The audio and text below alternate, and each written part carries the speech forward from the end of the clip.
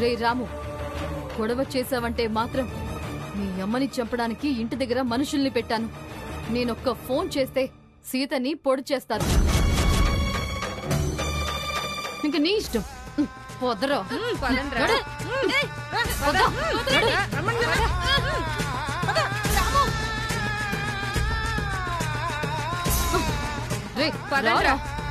పదండి.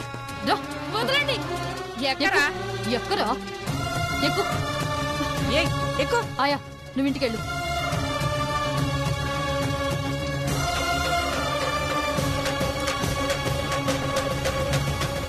పోనీ.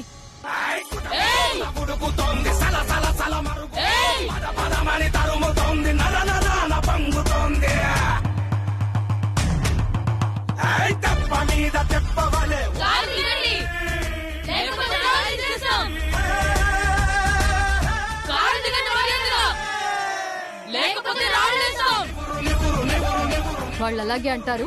Car start చేసి పోని. భయంతో వాళ్లే తప్పుకుంటారు. Okay madam.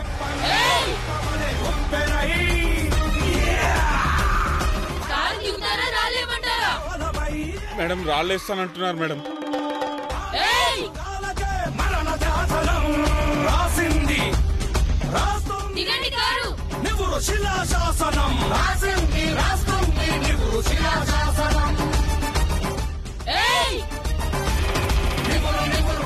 దిగుతున్నా, నాగండి.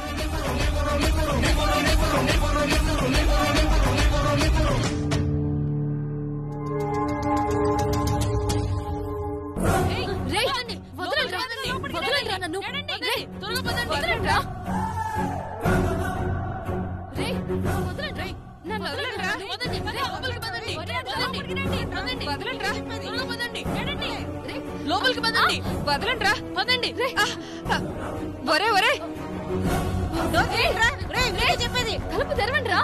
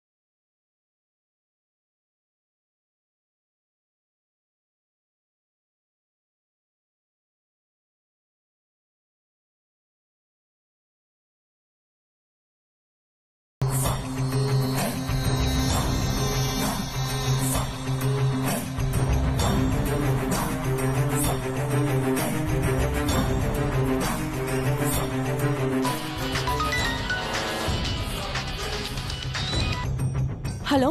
హలో మిస్, నేను గణేష్ మాట్లాడుతున్నాను. చెప్పు గణేష్. మిస్, నన్ను రాముని అమ్మేయాలని దాక్షాయణి మేడం ఆయా ప్లాన్ చేశారు.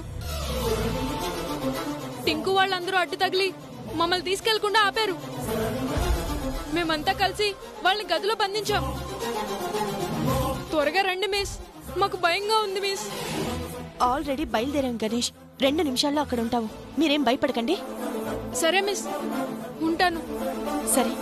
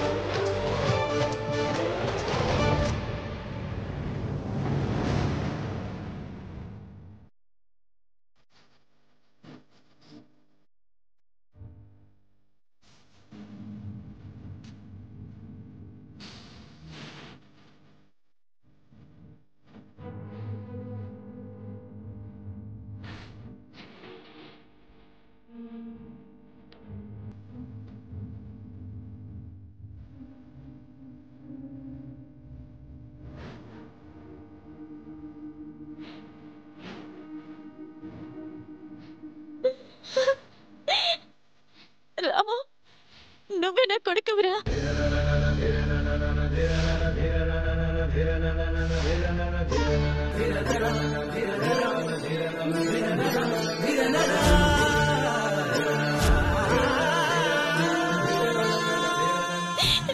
నేను నీకు అమ్మన్రా. నాకు తెలుసు మిస్. తెలుసా? తెలుసు కూడా నేనే మీ అమ్మనని ఎందుకు నాకు చెప్పలేదు? ఆ సంగతి నేను మీతో చెప్తే నువ్వు నాన్న జీవితాంతం విడిపోతారని పంతులతో కలిసి దాక్షాయిని మేడం నన్ను బెదిరించింది.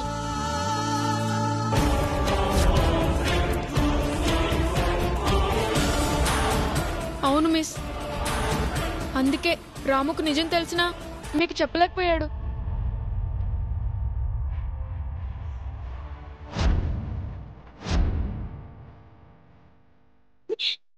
అలాంటిదేం లేదు నాన్న.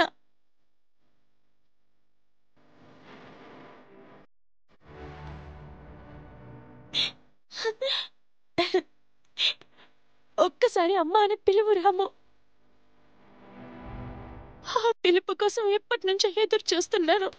అమ్మా,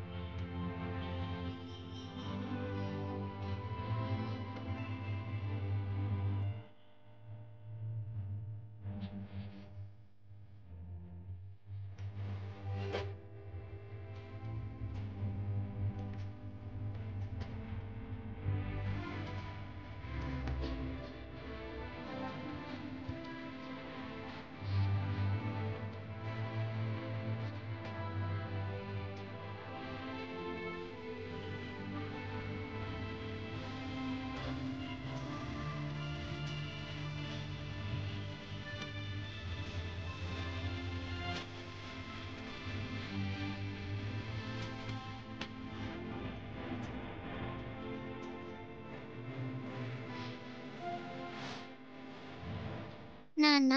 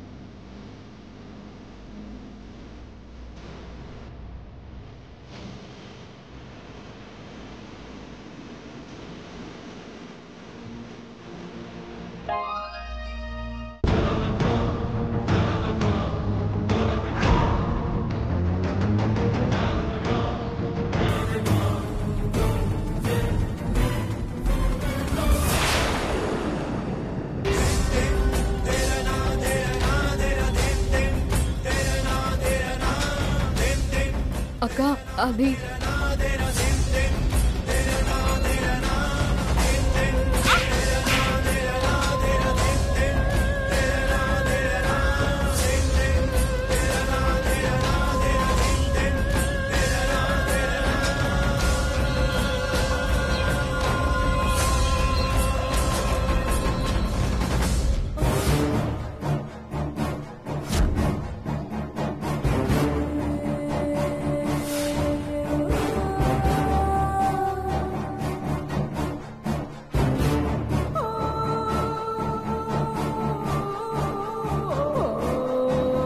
పెంచిన మమకారాన్ని కూడా కాదనుకొని కైకేయి రాముణ్ణి అడవులకి పంపాలని చూసిందంటే కన్న కొడుకు భరతుడు రాజు కావాలన్న స్వార్థం ఉంది. కనీసం తనకొక అర్థం ఉంది. కాని ఏ స్వార్థంతో, ఏ పగతో నా కన్న మమకారాన్ని నాకు దూరం చేయాలని నీచాన్ని కొడుగట్టావు? 7 ఏళ్ళు నా బిడ్డను నాకు దూరం చేసి నువ్వేం సాధించావు?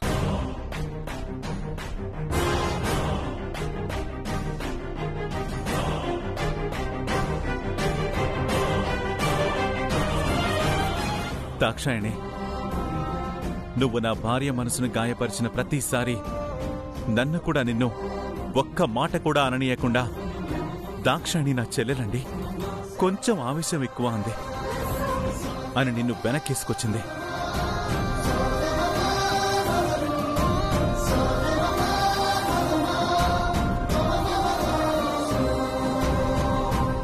తల్లిలా నీ తప్పుల్ని కడుపులో దాచుకుందే తప్ప నా ముందు కూడా నీ విషయంలో చిన్న మాట కూడా తూలని గొప్ప వ్యక్తిత్వం తనదే.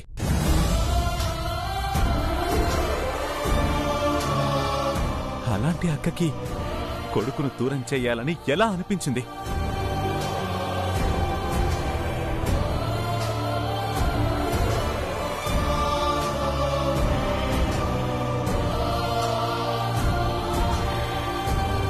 మనుషులకైతే విశ్వాసం ఉంటది. కుడి చేత్త సాయం తీసుకొని ఎడం చేత్తో గుండెల్లో పొడిచే బాపతి దాక్షాయిని. చి, నిన్నక్క అండానికి కూడా నోరొస్తలేదు.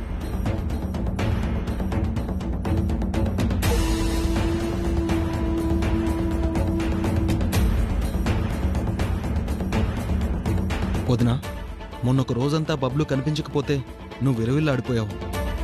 ఆవేశంలో పెద్దొదినని అన్నయ్యని నాన్న మాటలు అన్నావు.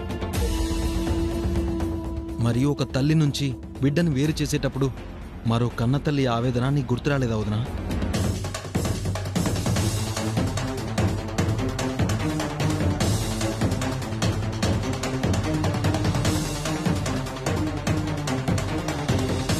కొన్ని కష్ట సమయాల్లో పెద్దొదిన నిన్ను కాపాడిన కృతజ్ఞత కూడా నీకు గుర్తురాకుండా పోయిందా? అక్క, దాక్షాయిని చేసిన పాపానికి నేను సహాయం చేసిన విషయం మాత్రమే నీకు చెప్పి క్షమాపణ అడిగాను. ఈవిడ గారు చేసిన మరో దుర్మార్గం ఏంటో తెలుసా?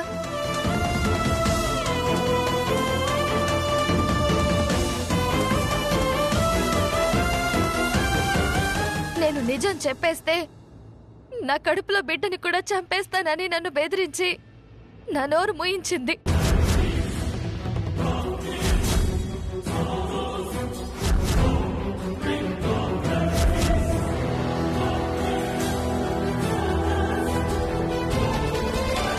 మొగుడినే మార్చి ఒక బొమ్మలా ఆడుకుంది. మీరొక లెక్క సరస్వతి ఈ రాక్షసికి.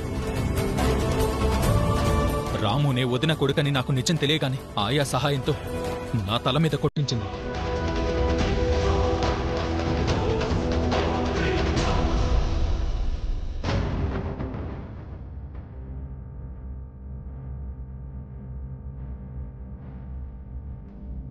ఇన్నాళ్ళు నా భార్యకి ఆవేశం ఉందనుకున్నాను కాని పిల్లల్ని మార్చేంత నీచత్వం, తాపురాలు కూల్చేంత దుర్మార్గం ఉందని తెలుసుకోలేకపోయాను.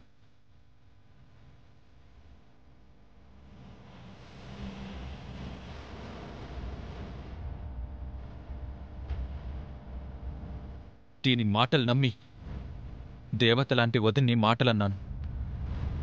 దేవుడ్లాంటి అన్నయ్యకి ఎదురు తిరిగాను. అన్నయ్య, వదిన, నన్ను క్షమించండి.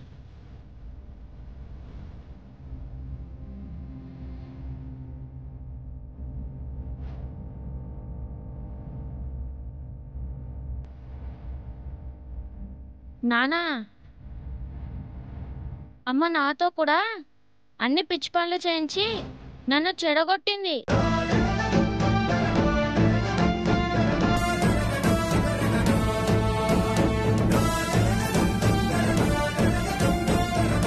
ఇప్పుడు నువ్వు అమ్మను వెలగొట్టకపోతే నేను ఇంకా చెడిపోతాను.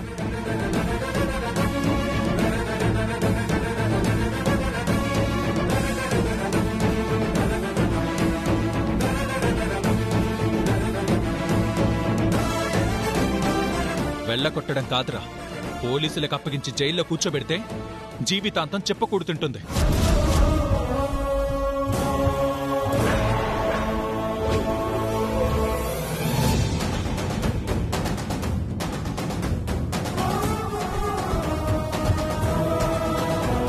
పదవే పద. ఏమండి ఆగండి. అక్క నన్ను క్షమించు. బావగారు నన్ను క్షమించండి బావగారు.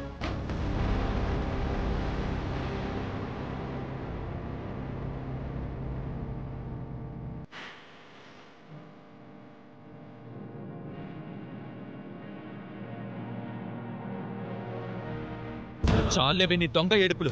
ఇక నీ నాటకాలు నమ్మడానికి ఇక్కడ ఎవరు సిద్ధంగా లేరు. పద, పోలీస్ స్టేషన్కి పద. ఎగవే. లే. అక్క ఏమండి నా మాట వినండి. పద. ఆగు శంకర్.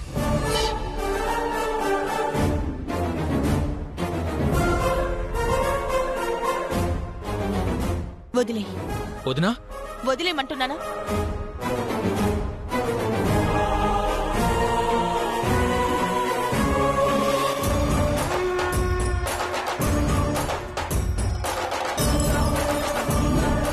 ఇలాంటి వాళ్ళకి శిక్ష పోలీస్ స్టేషన్లు, జైళ్లు కావు, అయిన వాళ్ళ మౌనం.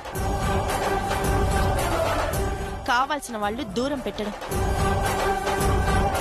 పలికరించినా బదులు చెప్పకుండా వెలివేస్తే అప్పుడు బుద్ధొస్తుంది. లేదక్క, నా బిడ్డ మీద ప్రమాణం చేసి చెప్తున్నాను, ఇక నుంచి నేను మంచిగానే బతుకుతాను.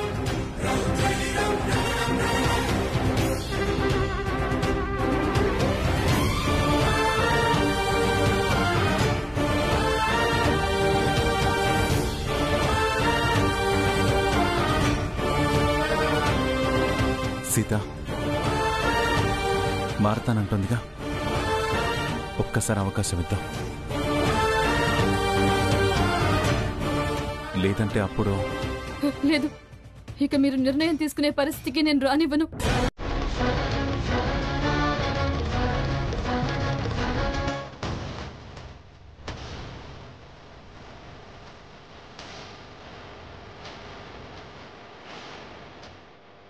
సీత, ఇప్పుడు దీని అవసరం మీకుందా? అర్థం చేసుకున్నానండి.